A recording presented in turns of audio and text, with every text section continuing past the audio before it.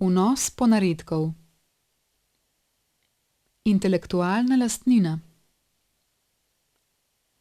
Intelektualna lastnina obsega pravice, ki izhajajo iz intelektualne aktivnosti na industrijskem, znanstvenem, literarnem in umetniškem področju. Za varstvo teh pravic obstajata predvsem dva razloga.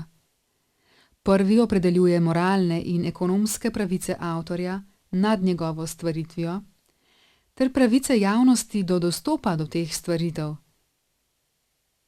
Drugi pa je promocija ustvarjalnosti, razširjanja in uporabe rezultatov teh stvaritev ter spodbujanje poštene trgovine, ki bo prispevala k gospodarskemu in socialnemu razvoju.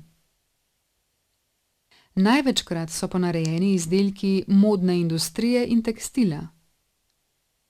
Čedalje pogosteje pa tudi vsakodnevno potrošno blago, od baterij, polnilcev, kozmetičnih izdelkov, izdelkov za osebno nego, elektronskih in gospodinjskih pripomočkov, igrač, do hrane in pesticidov ter zdravil.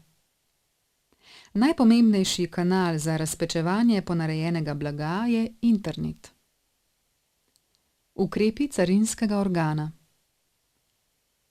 Finančna uprava Republike Slovenije opravlja nadzor nad blagom, ki prihaja na carinsko območje Republike Slovenije iz tretjih držav. Če carinski organ pri pregledu blaga sumi, da blago krši določeno pravico intelektualne lastnine, na primer blagovno znamko, lahko tako blago zadrži in o tem obvesti uvoznika in imetnika pravic, na primer nosilca blagovne znamke, modela. Nadaljnji postopek je odvisen od prejemnika blaga.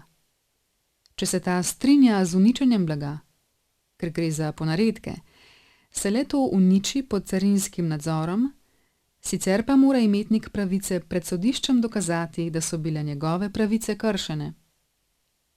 Blago, za katero se ugotovi, da so z njim kršene pravice intelektualne lastnine, se praviloma uniči. Ali ste vedeli? Nizka cena, neobičajne poti blaga ali internetne strani z več blagovnimi znamkami so lahko znak, da blago ni originalno.